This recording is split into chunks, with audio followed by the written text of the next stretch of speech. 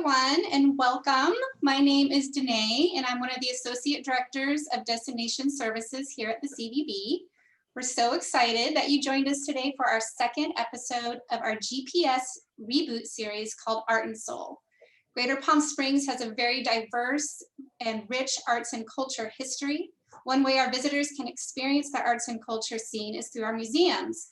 Today we're going to speak with representatives from the Palm Springs Art Museum, Cabot's Pueblo Museum, and Sunnylands Center and Gardens. Before we get started, I'd like to go over just a few housekeeping notes. Your camera and microphone have been muted and will remain so for the duration of this webinar. If you have a question for one of our speakers, you can submit your question in the chat box, and Suzanne will be monitoring it throughout, and we'll pause for a brief Q&A after each guest.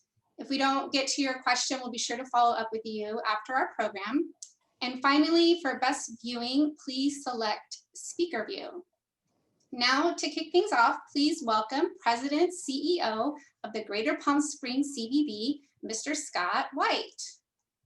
Hello, everybody. It's great to be with you today. And it was nice to wake up this morning to some good news. The New York Times reported that virus cases are falling more sharply in the U.S. than any previous point, a 35% decline in new cases.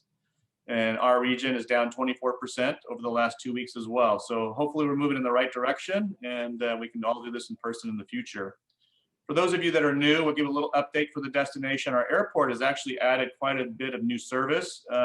Probably most notably, the Southwest Airlines started service back in November with nonstop service to Oakland, Denver, and Phoenix, which are great hubs to connect people from all over the country into our oasis. And we've had some updates at our hotels as well. The Miramonte Resort in Indian Wells was recently have new ownership and under new management by Coral Tree, which was previously Destination Hotels and Resorts.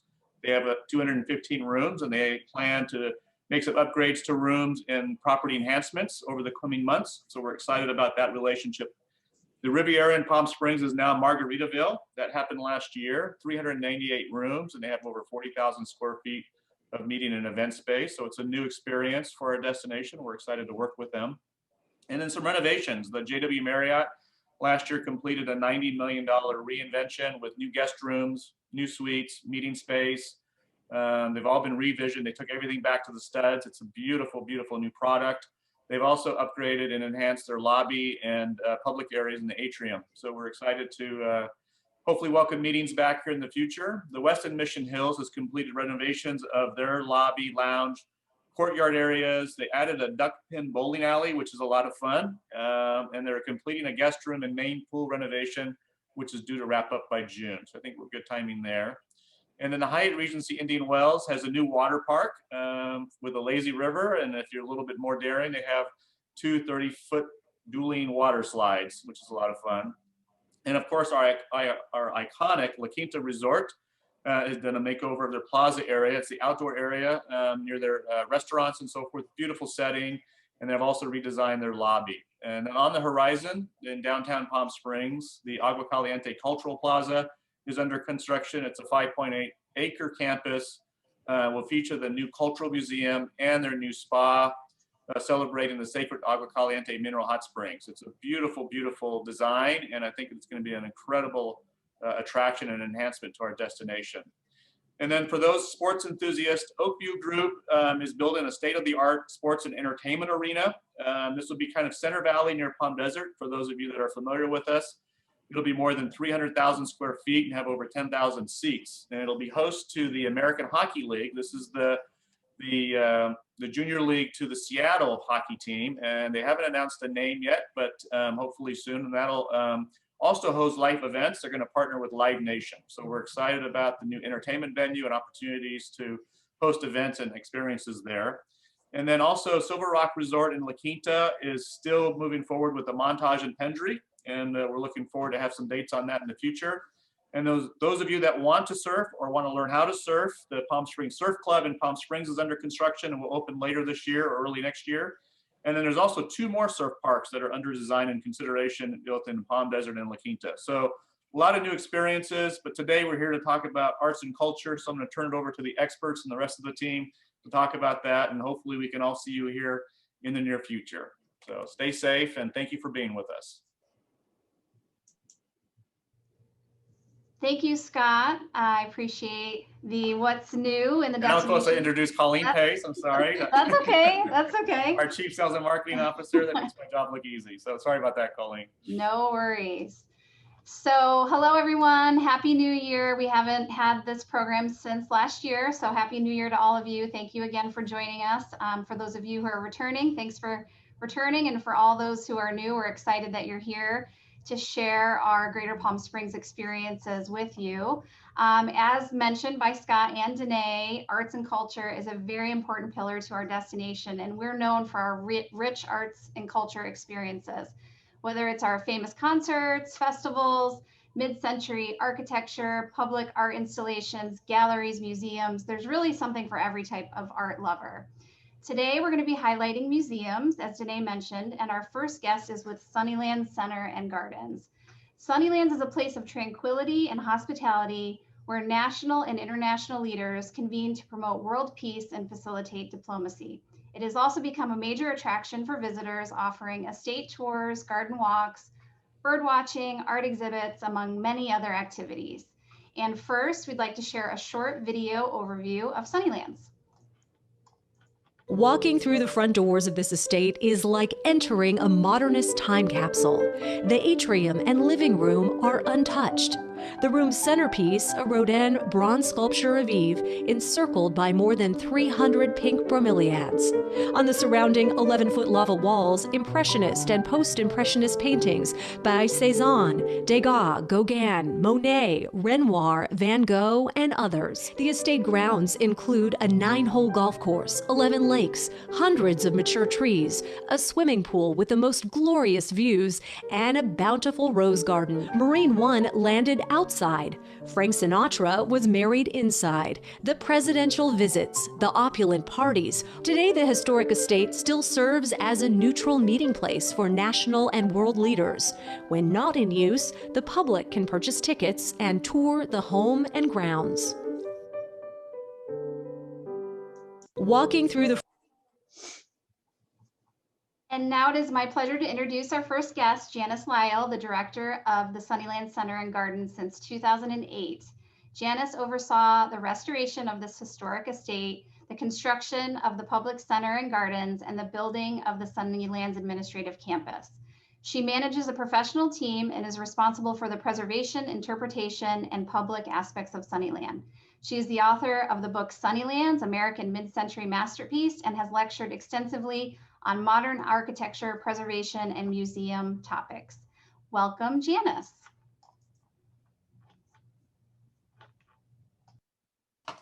Hello. So I'm going to share my screen.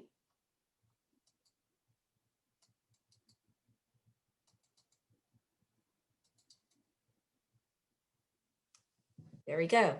Does everyone see that? Shaking of the heads, yes.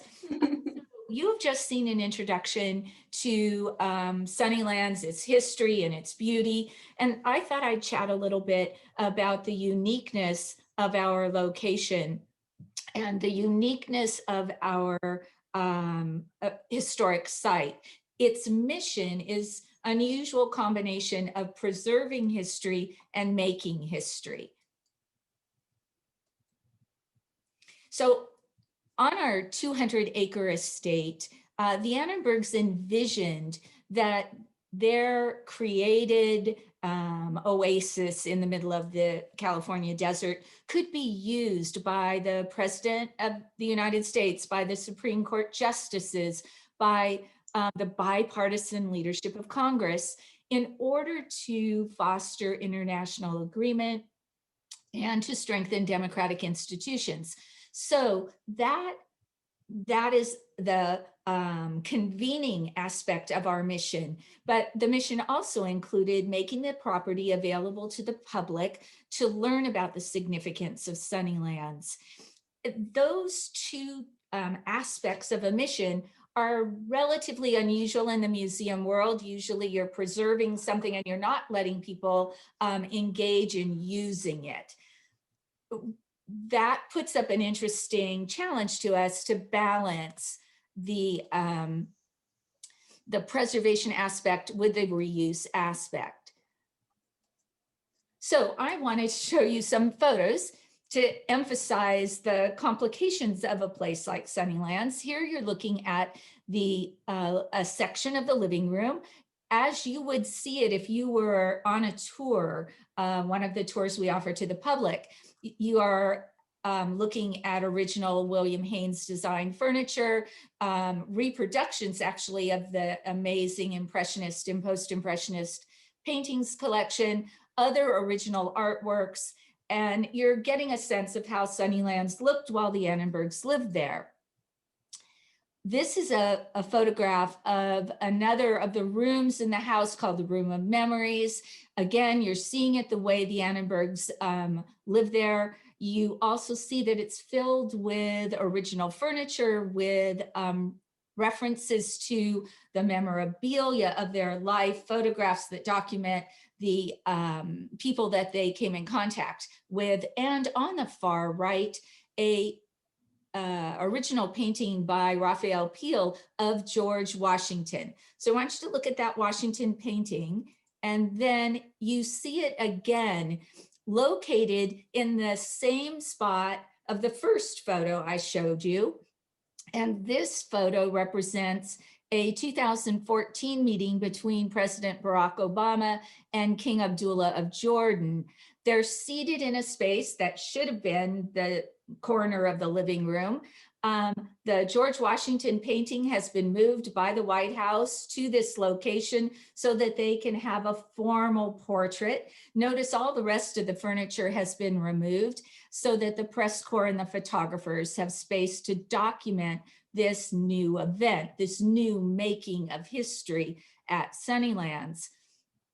From a museum standpoint, there has also been this effort on the part of the White House and other parts of the administration to make certain that what they do when they're at Sunnylands complies with history. Here I'm showing you a photo of President George H.W. Bush in 1990 meeting with the Prime Minister of Japan, Toshiki Kaifu. Note the lamp there behind President Bush, and they're seated in this photo on William Haynes furniture. When President Barack Obama met with President Xi Jinping of China and his wife, Madame Peng, they're seated on those same sofas and chairs that are William Haynes design. There's that same lamp next to them. And so there's this constant effort on our part to integrate the incredible history of the place with the work that continues. Here's a photo of President Obama with President Xi Jinping, and they're seated on a redwood bench that actually was the gift from the White House to the Chinese government. That gift was replicated and placed at Sunnyland Center and Gardens, which is our public access point for learning about the history of Sunnylands. And so today, if you're a visitor at Sunnylands, you have an opportunity to sit on the replica bench and be connected with that historic event. So we balance preservation and reuse.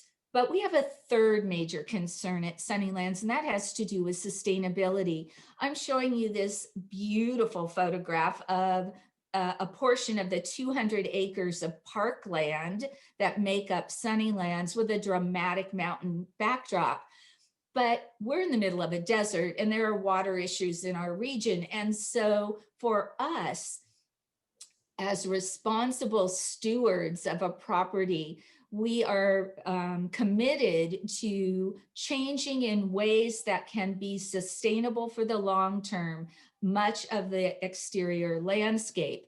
And for instance, we reduce the amount of grass from 180 acres to 120 acres, taking out portions that are really not seen by the public or are on the very perimeters. And in addition, the public space that we created for the public, or the public space, has a garden, a 9-acre garden, which is equally beautiful and lush with that green parkland 20th century version of an oasis. And we use this as a teaching tool to help people understand the richness of desert plants themselves and the ways in which we can create aesthetically satisfying environments with much less water use. So the public access is called the Center and Gardens. Here you see the building, which also references the mid-century modern architecture of Sunnylands. And at this building, which is open Wednesdays to Sundays, 8:30 to 4, for free, no reservations, anybody can come. We had 112,000 people visit in the last full season that we were open. Visitors have a chance to connect with the history of Sunnylands. We offer tours of the historic estate. They are all small group tours, no more than 7, usually on small shuttles. And the guides who provide the history of Sunnylands are part of an education program that we have developed with our local colleges so that the excitement of learning about history comes through the eyes of young college students. In addition, at our Center and Gardens, we offer health and wellness programs like yoga regularly, Tai Chi, we have family programs, and this is a way to, again, connect history with today. Every year we offer a changing exhibition within the center space. So there's always information about Annenberg history, but there's also a new art exhibition or narrative exhibition each September to June. Last year, or this year, we installed an exhibition of the Israeli artist Yaakov Agam. You're seeing his sculptures there in our main room, and some of his 2-dimensional works here. Unfortunately, that exhibition has only been open for 5 days this year, so it will be retained for next year, but it features both the Sunnylands collection, because the Annenbergs were great collectors of Agam, and that of the Palm Springs Art Museum. So when people come to Sunnylands Center and Gardens, they have an opportunity to connect with the history of the place, to watch a film, to wander in our gardens, to eat in our cafe, shop in our store, and essentially to savor the richness of and satisfaction of the combination of art and nature.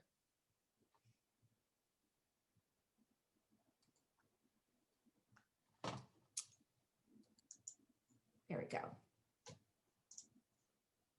Well, thank you, Janice. That was very enlightening and beautiful to see all of the historic preserved items in Sunnylands, as well as the beautiful backdrop of Greater Palm Springs. So thank you for sharing that.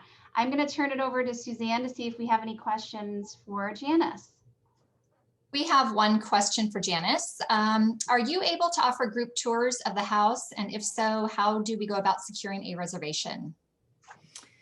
Okay, so after I gave you that really positive presentation, I hope you understand that because we must balance the needs of our retreat schedules with the public access, we have unfortunately more limited access in terms of group tours.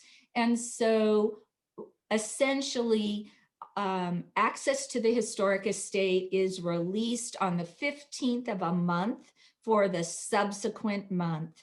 And that is to ensure that we don't have to constantly refund tickets, etc. So from a group tour organization part, it's a little more challenging, but I tried to make a clear statement that proposed that coming to the Center and Gardens in and of itself, which requires no reservations, can be equally satisfying. Thank you, Janice. Another question is Sunnylands currently open? No, but maybe on February 10th, it will be able to reopen because California's stay-at-home order was just lifted. We are striving to reopen on the 10th. And at that time, the Center and Gardens building will still have to remain closed because we're in the purple tier in California, which doesn't allow us to open our building, but our gardens, our cafe, our store, and access to walking tours and landscape tours of the historic estate will start at the same time. Great, thank you. Are you offering full virtual tours at this time? We're offering some virtual tours of the Agam exhibition, for example. We have some virtual tours of individual segments of the historic house. But that's it at this point. You can, however, go and do mindfulness and yoga virtually at Sunnylands on our homepage. Great, thank you very much. That is all of the questions we have for Janice at this time. Great, thanks Suzanne and Janice. Our next guest is with Cabot's Pueblo Museum, and I've got a little video here to show you so you can get a sneak peek into that. It's a modest but spectacular story, and maybe just a little bit odd, but that's what makes it so intriguing. This guy, Cabot Yerxa, put a flag down here and homesteaded in 1913. Then for 24 years, he worked to build this pueblo. It's a preserved showstopper, 4 stories, 5,000 square feet, 150 windows, 65 doors, and 35 rooms packed with odds, ends, and awesome beyond belief. Cabot was a traveler who experienced adventure at every turn around the world. But for this artist and collector, it was the Coachella Valley Desert in all its sand and sunshine glory that captured his heart. He married, raised a child, he even kept a donkey as a pet here, and everything is just as he left it. The kitchen stocked with food, the cozy sleeping quarters, the narrow staircases, his wife's curlers, and his living room with a sandy floor. He said the floor helped people stay connected to Mother Earth. The amazing thing is, Cabot built everything with reclaimed and found materials. As if he wasn't cool enough, he's also credited with discovering the now famous natural mineral waters in desert hot springs. He was an innovator, a dreamer, and this was his desert masterpiece.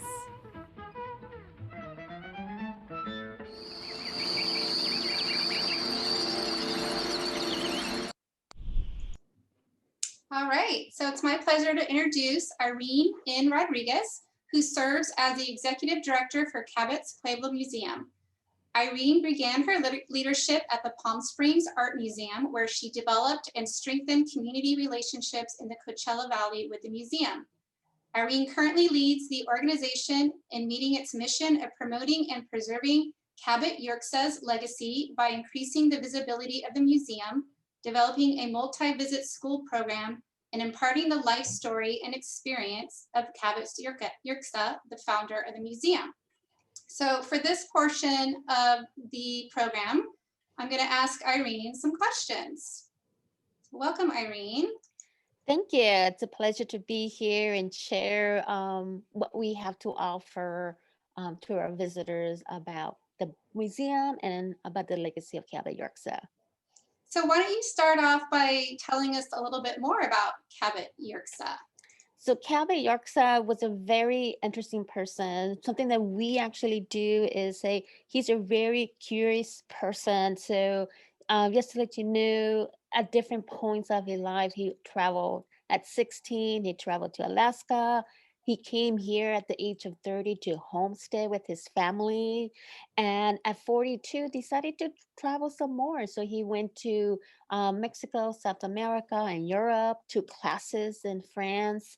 And then all his travels, so we like to say, is knowing that what's around the world, he made Desert Hot Springs his home.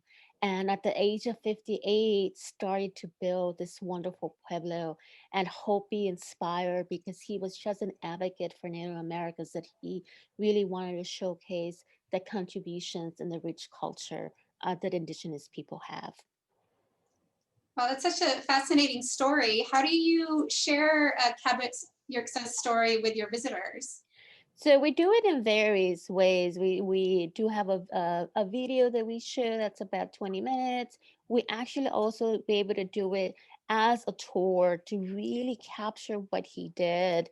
And it's about an hour tour that we go through about 6 to 8 rooms of this structure on it. And we highlight, you know, from his homestead years to the building of the Pueblo, his travels to Alaska, and of course, um, his marriages with his first wife as well as with his second wife on it. It's hard to even talk about the museum with not being here present because it has that magical feeling once you walk in. Awesome. So you're located in Desert Hot Springs, where they're known for their natural spring water. Can you tell us a little bit more about this special water and how Cabot discovered it? So Desert Hot Springs is a very unique place. It's actually it's about 1100 elevation, and it's also between two tectonic plates, the Pacific and the North America. And what happens, it creates its aquifers on it. And so Cabot was one of the first modern individuals in 1914 to discover these mineral waters. Prior to that, he will walk 14 miles each way to really gather water during his homestead until an elder Kawila, the indigenous people here in the area, told him, you know, there's some water springs there, and he started to dig. So in addition to that, the city has really maintained the water quality. Just last year, the Mission Springs Water District has actually earned a gold medal. And so what we're trying to do as we continue is to provide some water tasting to really showcase the water and what it means, because even though Cabot really wanted to rediscover the waters, he also had this wonderful respect for the desert and for the water, and to really be respectful of it and be real resourceful of it. So you get to taste that water when you come visit your museum. Yes, yes, we do. It's one of the best. I know people actually bring their water bottles just to make sure that they are able to take a piece of the water of Desert Hot Springs. That's wonderful. So what's your favorite time of day at the museum? In other words, is there like a magical hour when you just love being there? You know, it's almost just before sunset, because it's just the light that hits the grounds, and it's different, of course, of the season, but you get this whole peaceful, tranquil experience when you're there. You just want to just take part of it and sort of really unplug from what's going on. And our museum is really nestled in the neighborhood, so it gives us that extra charm, I think. Well, that's when I want to come visit you then. Yes, definitely. So this is for our meeting planners out there. How many people can you accommodate for like an outdoor reception? So one of the photos you see up there, so that was a photo, and I think we could accommodate. We've done it for about 80 people, even with tables, having it outside. That's a courtyard, and it's really wonderful to be there and that. So about 80 people. Now, if you want something bigger or larger for individuals, then we usually branch out into our parking lots. And we had events there too, because just being outside and the evening, when you see also the sun, the moon coming up, it's just wonderful. Excellent. So let's turn it over now to Suzanne and see if there's any questions in the chat box.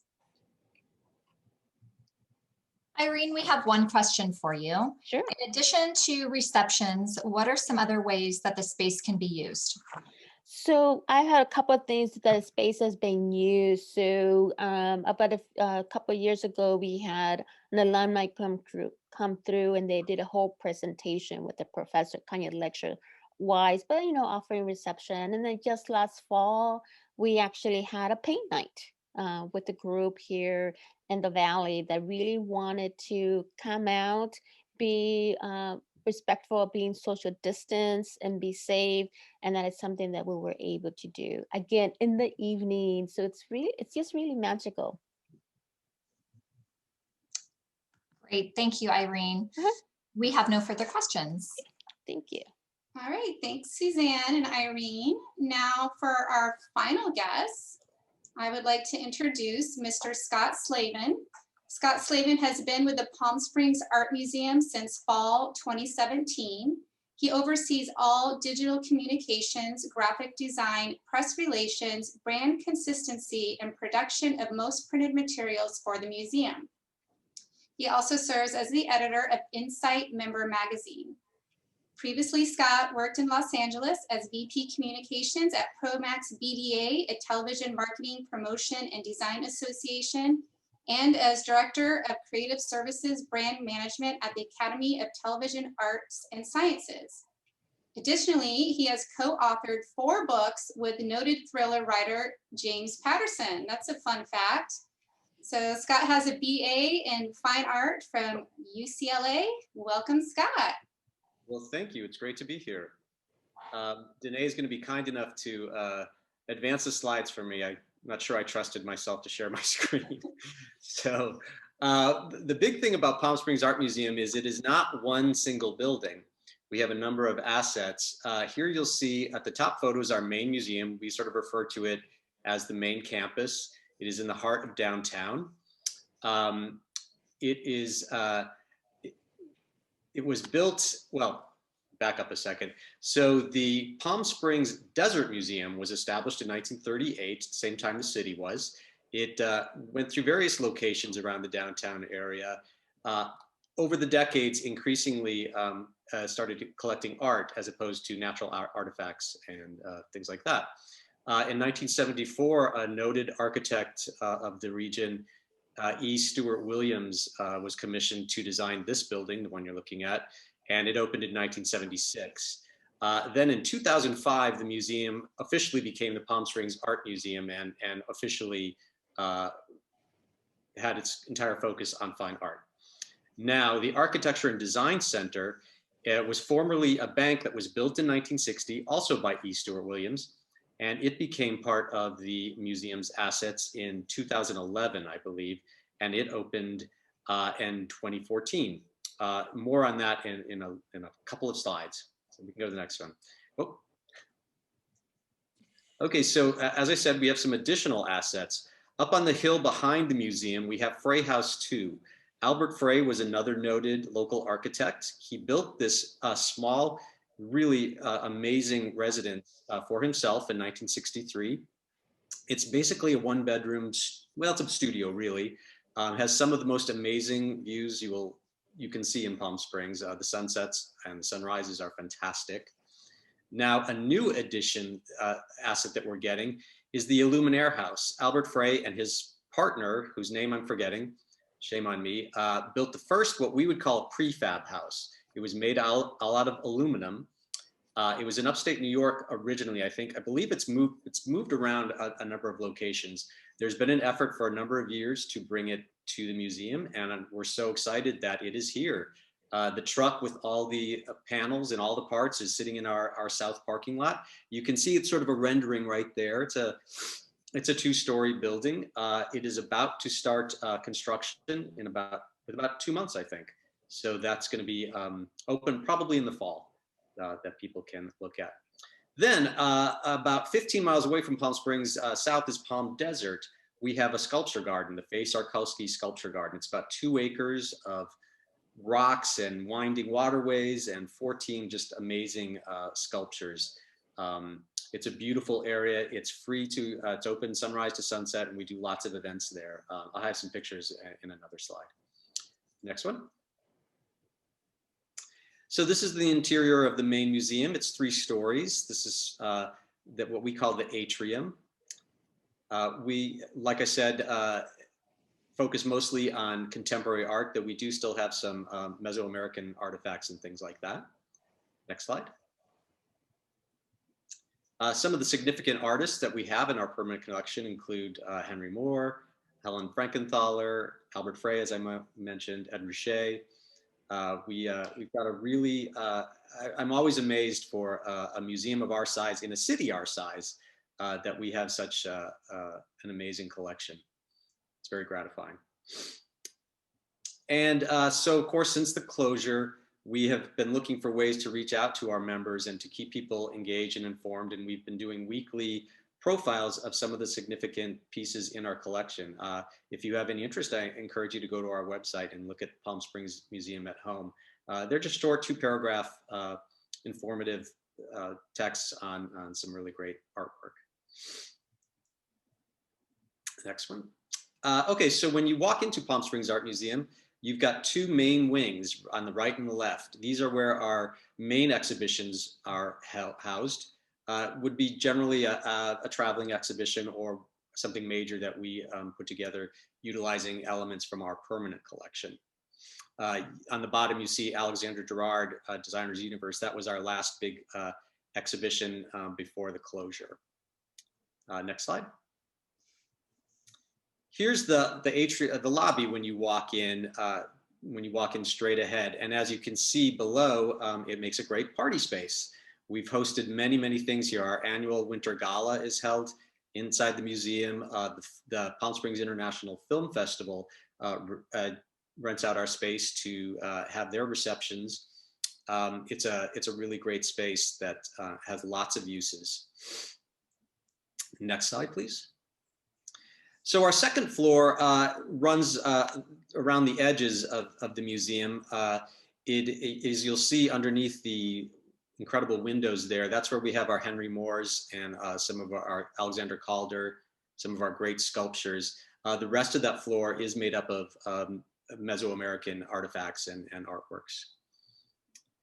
And then on the third floor, this is where our contemporary art is housed, including works by Steve Chase. Steve Chase was an art collector who was extremely generous with the museum and gave us and donated upon his death a number of extraordinary works. We have an entire wing, the Steve Chase wing, dedicated to his memory. Next slide. And on the third floor, we have a lecture hall. This seats about 88 people. It's a great place to have an intimate gathering. You can show a movie, speakers, and it's very quiet, even though it's within the museum. Next slide. And down on the ground floor, we have the Annenberg Theater. This seats about 480 people. It's a state of the art. The sound is amazing. We have a Broadway series during season. We've had amazing people here, Lily Tomlin and Sierra Bojas, and my mind's going blank. Lots of huge people. This can also be rented. Actually, it's a big part of our financial model at the museum. Lots of touring plays and touring acts rent the theater. And this is where we hold, like you'll see, I'm sorry, at the bottom there, that's our executive director. He introducing an opening night reception. Yeah, Louis Grachos. He's introducing an opening night reception for our last big exhibition, Gerald Clark Falling Rock. Okay, and next, right off to the side of the Annenberg Theater is Persimmon Bistro, which is also on the ground floor. It's a really cute beer and wine bar and restaurant. It sort of serves California cuisine, lots of salads and sandwiches and things like that. And if you go to the next slide, you can either eat inside or you can eat in one of our sculpture gardens. If you'll see at that top photo, at the very, very top where those palm trees are, those are the main stairs that go up into the entrance of the museum. There is another sculpture garden on the other side of it, which is the picture on the bottom. This is a great, it is part of, those are artworks in our permanent collection. You can either visit this just to enjoy the artwork, or you can have lunch out there or just relax. And again, that is also available for rental for events. And of course, we have a museum store. It's filled with really great catalogs and art books and interesting curios that our great manager, Deb McWhorty, picks out. It's a fun place to stop in. It's right on the main floor of the museum. And next we have, as I mentioned, the Architecture and Design Center, which was used to be a bank.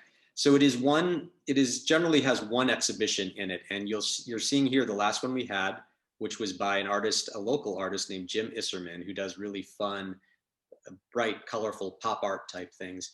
And Jim came up with an original design that we put window decals and surrounded the entire building, as you can see on the top slide, top image there. Is really a great exhibition. Unfortunately, it was cut short. Just learned this morning they're taking the window decals down. Makes me sad because it really gave that building some pop. Next slide. Oh, and next slide. And because it was a bank, the Architecture and Design Center has a vault in it, which we kept. And that is our museum store. So it's really fun to go in there, unless you're claustrophobic, of course. Next slide. So then I had mentioned the Face Arkowski Sculpture Garden in Palm Desert. Again, it's free. You can go at any time. And it's a really great place for events. We've had weddings and galas and opening nights for the fashion show down in Palm Desert. It's a beautiful, beautiful spot. I encourage everybody to stop by if you can. And the next slide. Within the museum itself, we have a number of events that traditionally go on. Of course, that's all been on hold because of the COVID situation, but we have free Thursday nights. The City of Palm Springs sponsors a night where admission is free from 4 to 8. Also on second Sunday of every month. We have lots of exhibition openings. We have a number of things for children, workshops, Black History Month activities. A lot of things go on at the museum. In normal times, there's rarely a night of the week that there's not something going on. And the next slide. And again, I just wanted to show some of the spaces that we used up in the upper left. That's that sculpture garden. We had some nice weddings there. Right below it, that's actually the parking lot at the Architecture and Design Center, which dresses up very nicely. Next to it is an event in the Face Arkowski Sculpture Garden. And right above that is our last gala, which we had in the main museum. And thank you, Scott. I know my family is looking forward to coming back as soon as you open. We were regulars of the second free Sundays of the month. So I'm going to turn it over now to Suzanne and see if there's any questions in the chat box. Thank you, Danae. We have one question for you, Scott. Right. Are there separate admissions for the main museum and the Architecture and Design Center? Yes, the way it works is if you start at the main museum, let's say there are different price ranges, but let's say the general admission is $14. Then you can, the Architecture and Design Center is just 5 blocks away down the street. That gets you in for free that ticket gets you into the A&D Center. If you start at the Architecture and Design Center, it's $5. But then if you bring that to the main museum, they take that $5 off of your main admission ticket. Great, thank you very much. That's all the questions we have. All right. All right. Thanks, Suzanne and Scott. And thanks to all of our speakers today for sharing your stories and your museums. For everyone else who joined us, we appreciate you taking the time to be with us. And we hope you'll be back for our next Art and Soul episode featuring public art. Thanks again and have a great day. Thank you. Thank you. Bye-bye. Bye-bye.